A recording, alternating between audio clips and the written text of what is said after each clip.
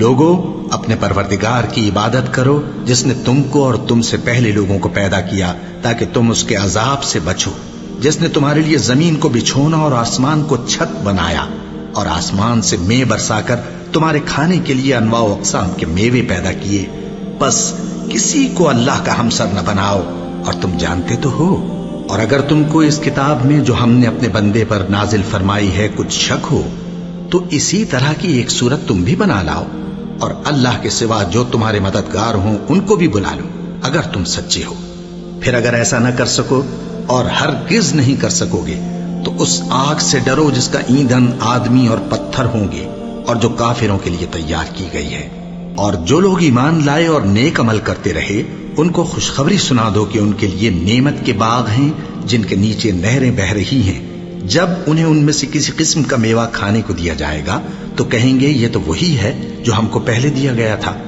اور ان کو ایک دوسرے کے ہم شکل میوے دیے جائیں گے اور وہاں ان کے لیے پاک بیویاں ہوں گی اور وہ بہشتوں میں ہمیشہ رہیں گے۔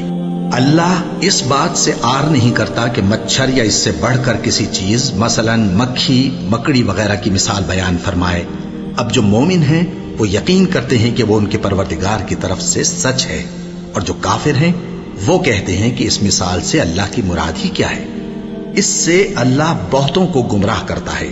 اور بہتوں کو ہدایت بخشتا ہے، اور گمراہ بھی کرتا ہے تو نافرمانوں ہی کو، جو اللہ کے اقرار کو مضبوط کرنے کے بعد توڑ دیتے ہیں، اور جس چیز یعنی رشتہ قرابت کے جوڑے رکھنے کا اللہ نے حکم دیا ہے اس کو قطع کیے ڈالتے ہیں اور زمین میں خرابی کرتے ہیں،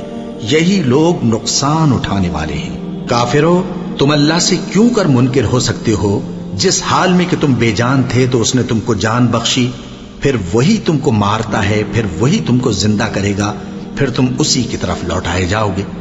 وہی تو ہے جس نے سب چیزیں جو زمین میں ہیں تمہارے لیے پیدا کی، پھر آسمانوں کی طرف متوجہ ہوا تو ان کو ٹھیک ٹھیک 7 آسمان بنا دیا، اور وہ ہر چیز سے خبردار ہے۔